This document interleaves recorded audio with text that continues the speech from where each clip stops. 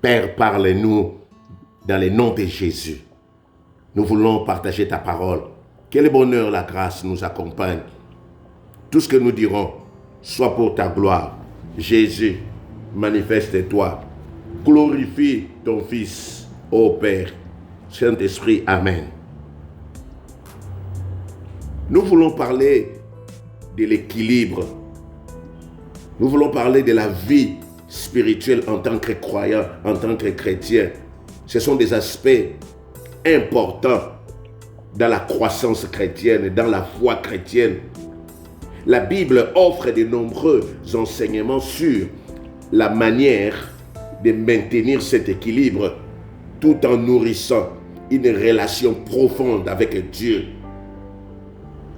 Bien-aimés dans le Seigneur, les concepts, les différents concepts que nous trouvons dans la parole de Dieu sont très importants et c'est ce qui nous aide à aller jusqu'au bout. Un enfant de Dieu, sa priorité, c'est le royaume de Dieu. La Bible dit dans Matthieu 6, 33, recherchez premièrement le royaume de Dieu et sa justice. Cela signifie que les priorités spirituelles doivent passer avant les préoccupations matérielles. Si nous voulons avoir une vie correcte, nous devons suivre cette valeur divine qui est la recherche du royaume de Dieu. Donc la première chose, c'est la recherche du royaume de Dieu. Deuxième chose que nous devons avoir si nous voulons être équilibrés dans la vie chrétienne, c'est le repos. C'est très important. La Bible dit, même Dieu, notre Seigneur, avait un jour de repos. On ne peut pas travailler toute la vie, travailler sans se reposer. On va craquer. Après le travail, il faut prendre les repos. Le repos est très important dans la Bible. Quand nous lisons dans Exode 20, versets 8 à 10, enseigne l'importance de consacrer un jour à Dieu et au repos. Donc ici, nous voulons dire aux gens qui sont là seulement à chercher l'argent, à travailler. Non, nous devons consacrer la vie à Dieu et avoir les repos. Il ne faut pas penser que si vous n'êtes pas là, les choses ne vont pas marcher. Le jour où vous tomberez malade, vous allez comprendre que quelqu'un va bien faire plus que vous. Voilà pourquoi nous devons avoir une vie de pause pour se ressourcer spirituellement et voire spirituel et physiquement. C'est très important, les repos. Il y a la troisième chose, c'est la gestion des temps. La Bible dit, rachetez les temps car les jours sont mauvais. La gestion des temps est cruciale pour avoir une vie d'équilibre. Parce que dans la vie, il n'y a pas seulement les activités spirituelles, il y a les activités professionnelles, il y a les activités personnelles. Chers amis, nous devons bien gérer les temps pour éviter de donner plus d'importance au travail, par exemple, en mettant de côté la vie spirituelle, la vie chrétienne. Donc nous devons bien gérer les temps. Le 24 heures que le Seigneur nous donne, il y a des gens qui ne savent pas gérer les 24 heures. Donc nous devons gérer les temps. Racheter les temps même spirituellement car les jours sont mauvais. Il y a des gens qui disent, je vais accepter Jésus après. Il y a quatrièmement la santé. La santé. Alors quand nous parlons de la santé, il y a la santé spirituelle et la santé physique. La Bible encourage à prendre soin de son corps. Parce que notre corps est le temple du Saint-Esprit. La personne qui détruit ce corps, le Seigneur le détruira. Donc nous devons avoir un mode de vie sain. C'est ça qui va nous permettre d'avoir une vie équilibrée.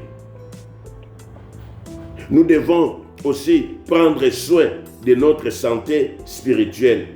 C'est-à-dire nous devons prendre les moments de prier, de méditer la parole de Dieu. Il y a des gens qui prient en groupe, mais seuls ils ne prient pas. Non, nous devons prier. Nous devons enseigner les autres, servir les autres, avoir une vie personnelle avec Dieu. Marie et Marthe, quand nous lisons dans Luc 10, 38, à 42. L'histoire de Marie et Marthe. Marthe était préoccupée par les tâches domestiques, tandis que Marie avait choisi d'écouter les enseignements de Jésus. Cette histoire illustre l'importance de trouver un équilibre entre la vie ou les devoirs domestiques, les devoirs matériels et les moments de croissance spirituelle. C'est très important si nous voulons avoir une vie équilibrée. Il est conseillé de planifier des moments de prière, de méditation, prendre du temps pour la famille, pour les amis. Nous devons servir les autres, se reposer, pratiquer les activités qui nourrissent l'esprit, c'est-à-dire la Bible, et les activités physiques pour les corps. Parce que le cœur est un muscle, le cœur a besoin de bouger. Nous devons faire les sports. L'équilibre et la vie spirituelle, selon la parole de Dieu, ne consiste pas seulement à faire plus, mais à vivre normalement en priorisant Dieu, en trouvant le temps de se ressourcer pour être efficace dans tous les aspects de la vie. Et puis, à cela, cinquièmement, nous ajoutons, si nous voulons vivre une vie équilibrée, la miséricorde et le pardon. Deux thèmes centraux dans la parole de Dieu qui reflètent le caractère de Dieu et les attentes qu'il a envers ses disciples. C'est quoi la miséricorde dans la Bible? La miséricorde est souvent définie comme une compassion ou un amour indulgent manifesté envers l'autre, notamment lorsque cette personne ne mérite pas cette faveur. Elle est une expression de la bonté, de la compassion de Dieu envers l'humanité. Donc, nous devons pratiquer la miséricorde. Souvenez-vous de Dieu avec nous les hommes. Dieu avec Israël dans l'Ancien Testament. Dieu a montré à plusieurs reprises sa miséricorde envers ses peuples rebelles. Dans les livres d'Exode, Dieu se révèle à Moïse comme le Seigneur, le Dieu miséricordieux et compatissant, lent à la colère, riche en bonté. Dieu est miséricordieux. Quand nous lisons aussi dans le Nouveau Testament, la miséricorde de Dieu est également centrale, un thème central, parce qu'elle est incarnée par le Christ. Luc 6, 36. Le croyant, il dit, heureux le miséricordieux, parce que notre Père, c'est un Dieu miséricordieux. Il y a aussi le pardon. Le pardon est important. Le pardon de Dieu est une manifestation de sa miséricorde. Si nous confessons nos péchés, il est fidèle et juste pour nous les pardonner et nous purifier de toute iniquité. Dieu pardonne librement à ceux qui se repentent et se tournent vers lui. 1 Jean 1, verset 9.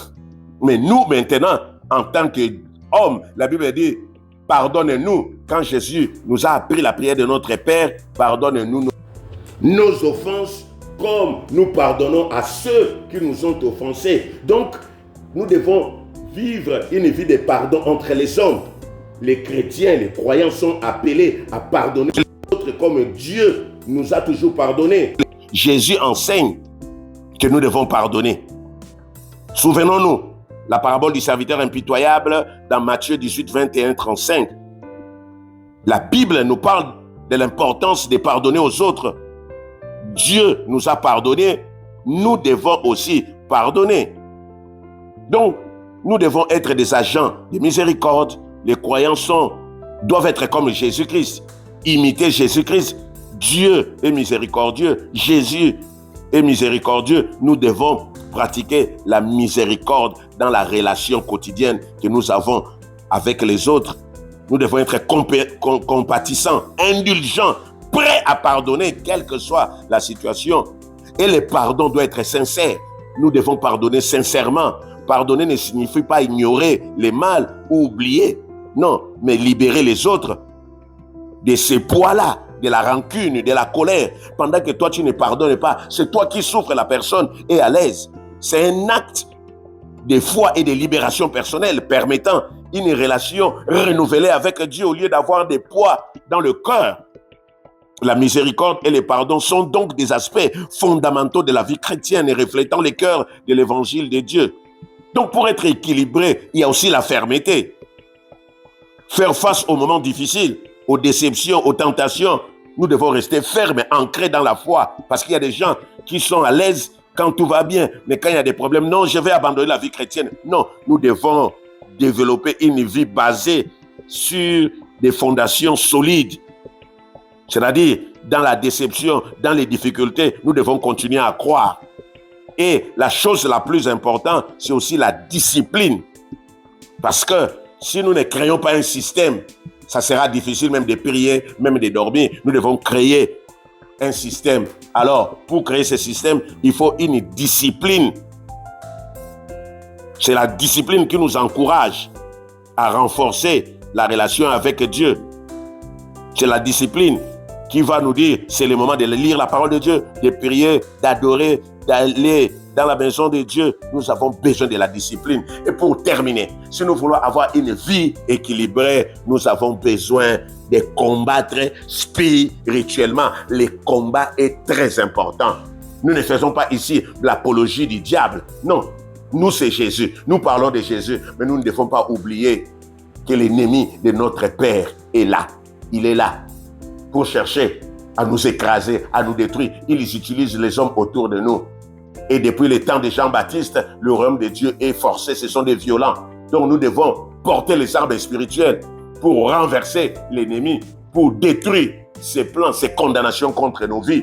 C'est à ce moment-là que nous allons avoir une vie équilibrée. Parce qu'il y a des gens qui prient, mais qui mènent une vie des dents des scies. Aujourd'hui, ça va, ça ne va pas. Parce que nous ne pratiquons pas toutes ces choses. Si nous pratiquons ces 7 choses, nous allons voir comment est-ce que le Seigneur va nous accompagner dans la marche chrétienne. Père, merci pour ton amour. Père, merci pour ta bonté. Père, merci pour ta faveur. Père, merci parce que tu n'as jamais changé. Père, je suis dans le déséquilibre total. Mais aujourd'hui, tu me dis d'avoir une vie équilibrée si je veux voir la gloire de Dieu. Éternel, aide-moi à mettre en pratique tout ce que je viens d'écouter. Je viens refuser maintenant les contraires de ce que je viens d'écouter au nom de Jésus. Cher Saint-Esprit, j'ai besoin de toi. J'ai besoin d'une vie équilibrée, une vie de repos, une vie de combat. Je dois combattre les combats spirituels avec Christ. Une vie basée sur la miséricorde, le pardon. Une vie, Seigneur, de gloire que toi, tu me donnes. Prendre soin de moi, prendre soin de ma santé physique et spirituelle. Honneur à toi, adoration à toi, dans le nom de Jésus. Amen, amen, amen.